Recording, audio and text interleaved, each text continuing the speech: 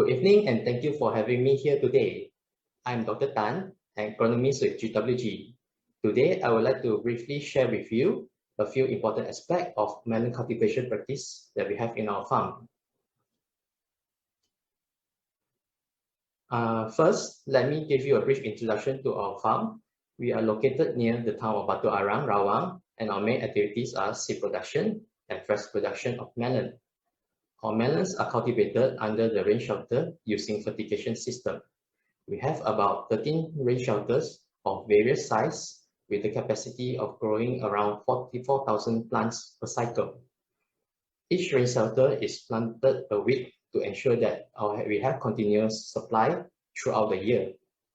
Then the growing for each rain shelter is about 3 months, where 75 days is used for cultivation practices, and the remainder is for land preparation and also land clearing for the next following cycle. Next, I would like to talk about the irrigation system. Irrigation is important for our fertigation system, where fertilizer and water is mixed and delivered to plants grown in polybags and containers. We are using a semi-automated system that helps to deliver water and soluble nutrients to the plant at regular intervals daily. Our water resource are from underground water and also rain-fed pond, which is then filtered to remove sediments and impurities before it being stored. The water is stored in water tank and delivered into the mixer during irrigation time and mixed with fertilizer. The pH and the EC for the mixture is monitored and adjusted accordingly before it's delivered to the plants through pipes and microtubes. The volume of water and concentration of nutrient is controlled according to the plant stage to ensure that the right amount is delivered and to avoid deficiency and wastage. For more about the irrigation system, you can watch our video later. Next, I'll talk about the seed. It's important to use good quality seeds where it has a good germination rate, vigorous growth, and healthy. Here in GWG, we use seeds that are the product of years of careful plant breeding and selection process, where the quality control is done to ensure seeds that we promote have desirable traits such as good eating quality and disease tolerance. The variety that we grow also depends on the market demand and also upon customer requests, where sometimes they'll request certain type of variety that they need to use, so that we'll plant them. Other than that, we are also looking towards mechanization process in our cultivation practices. This is to help to improve the productivity and to smoothen the cultivation activities, such as during cocoa peat media mixing for our media, seed sowing, irrigation and chemical spray, and others. This is to help to better allocate limited time and labor resources so that we can increase our capacity.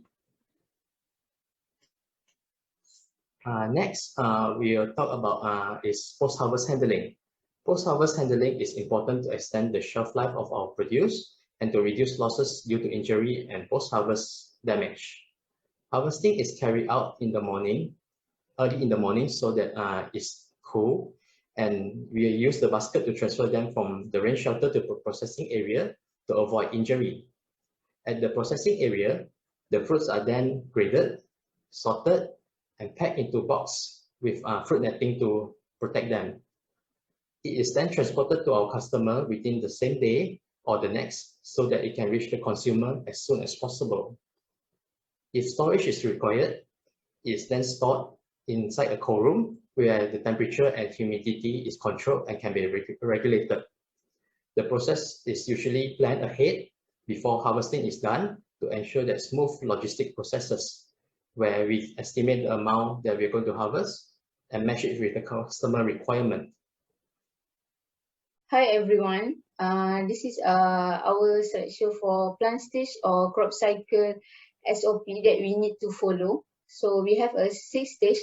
This means for stage 1 is a vegetative stage. This means from 0 to 9 we need to put at the nursery. And then others is stage 2 is also vegetative stage. That means for plant clip and pruning and fruit set. Others is stage 3 is flowering for pollination. And then stage 4 and 5 is fruit development.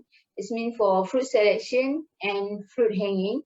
And last one is stage 6 is a maturity stage. We need that means this stage we need to wait for harvesting. So the most important part in melon cultivation is pruning and pollination. So let me see the video for more detail and more detail about pruning and pollination. So now we can see the video. Thank you.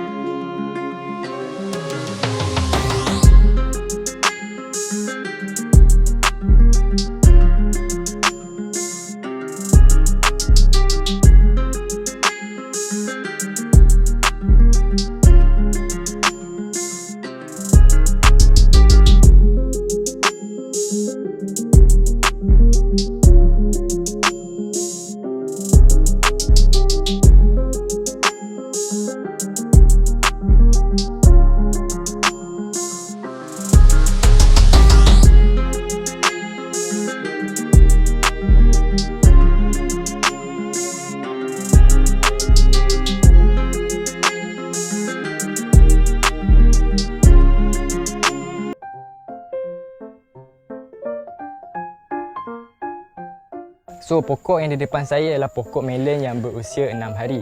So pokok ni akan ditransplant dalam greenhouse pada umur 9 hari. So ada 3 faktor penting yang kita kena pastikan sebelum kita transplant pokok melon ni. Yang pertama, uniformity of the size. So kita kena pastikan saiz pokok ni betul-betul sama, seragam semua. Yang kedua, dia punya true leaf. True leaf kena pastikan dia betul-betul emerge.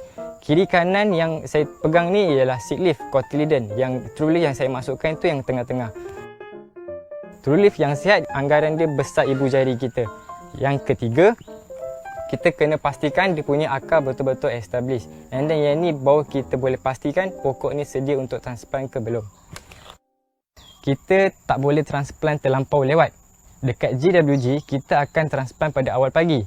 Sebab kita akan transplant pokok ni dalam greenhouse. Seperti yang kita tahu, greenhouse ni suasana dia sangat panas. So untuk mengelakkan pokok tu injured ataupun layu, so kita kena transplant pada awal pagi. Salah satu sebab kenapa kita tak boleh transplant pokok melon ni terlampau lambat ialah untuk kita mengelakkan pokok ni daripada kena root injury. Macam yang saya cakap tadi, pokok ni berusia 6 hari. Kita boleh tengok akar dia dah banyak. Kalau pokok ni lebih lagi daripada 9 hari, dia akan lebih banyak. So bila kita cabut daripada training, dia akan menyebabkan akar tu cedera dan putus. So bila akar ni cedera, dia akan lebih menyenangkan penyakit pithium itu attack pokok kita. Okay, biasanya di GWG kami mengamalkan 3 step pruning. First ialah pruning setup, yang kedua adalah pruning fruit set, dan yang ketiga dan terakhir ialah pruning fruit selection. Okey, untuk pruning setup, sebelum kita melakukan aktiviti pruning, kita perlu sanitize kita punya tangan dahulu. Okey, macam ni. Spray dan kita gosok macam ni. Okey. Dan satu lagi, kita pruning tidak boleh menggunakan sebarang peralatan, gunting, skater, semua kita tak boleh guna, kita hanya menggunakan tangan. So, nak pruning dia, lepas kita sanitize, kita buang note ni, note daripada note 0 kita buang. Okey, ni kira note 0, satu side shoot. Okey, note 1 dan akhir sekali note 2. Okey, ini adalah pruning setup. Lepas tu kita perlu ikatkan tali. Okey, ini kita perlu ikat tali, tarik tali ni tegang. And then kita buat dia dalam macam bentuk lapan. Lepas tu kita selip dia. Okey, dia akan menjadi tergantung macam ni. Dan kita perlu lilit dia lawan arah jam. Okey, sini. Dan kita naikkan setiap satu pusingan di satu note. Okey, sampai dia habis, sampai atas. Okey, macam ni. Okey, saya nak tunjukkan pula untuk pruning fruit set. Okey, untuk pruning fruit set, kita sanitize sekali lagi tangan kita. Dan kita gosok dia macam ni. Sekarang kita nak simpan note 9. So, kita kena buang dari note 0 sampai note 8.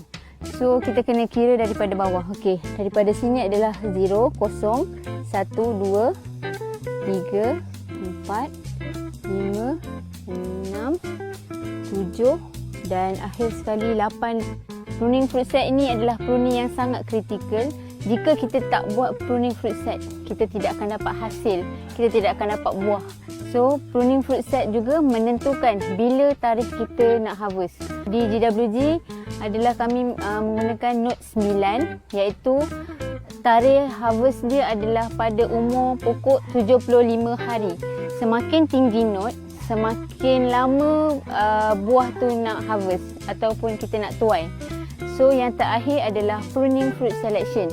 Bila dah ada buah, kita cuma pilih satu buah yang cantik bentuk dia, yang sihat dan yang tiada sebarang kerosakan.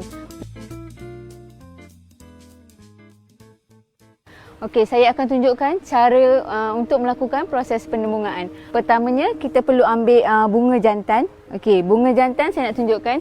Bunga jantan berbeza dengan bunga betina. Okey, di mana bunga jantan tiada sebarang, kami di sini panggil istilah macam perut. Bunga jantan tiada sebarang perut. Di mana bunga betina, kita tengok, bunga betina ada sedikit beza. So, kita nampak dia ada perut di sini. Okey, cara-cara untuk melakukan proses penembungaan. Kita mula-mula akan koyakkan dia punya petal daun ni. Okey, lepas tu kita akan nampak ada polen-polen halus di sini. So, polen-polen ini akan dikawinkan atau kita letakkan di bunga betina secara perlahan. Tidak boleh tekan terlalu kuat. Hanya sekadar letak sahaja. Okey, lepas kita kawinkan, okey, kita biarkan kita punya polen di situ dan kita perlu membuang side shoot yang lebih, di mana kita perlu tinggalkan 2 sahaja daun untuk mengelakkan baja-baja yang diambil pokok pergi ke daun yang berlebihan. So, caranya adalah kita kira daripada bunga 1, 2 dan patahkan. Okey, macam ni. So, baja-baja semua akan diserap oleh bunga. Di GWG biasanya kami akan lakukan proses penembungaan di waktu pagi. Di waktu pagi bunga kita masih segar dan polen masih basah. Okey, yang kedua, kita perlu pastikan bunga kita dia terbuka, maksudnya dia dah betul-betul bloom atau terbuka. Yang ketiga, kita kena pastikan semasa kita melakukan proses penembungaan, polen jantan betul-betul jatuh terhadap bunga betina. Bunga yang banyak dan sihat sangat penting dalam tempoh proses penembungaan. Pada peringkat ini, kita perlu menambah kalsium dan boron dalam resepi kami. Selain itu, kami melakukan proses observation di mana kami melihat Cabrio adalah salah satu racun kulat yang sangat bagus untuk menguatkan dan mengelakkan bunga daripada berlakunya keguguran.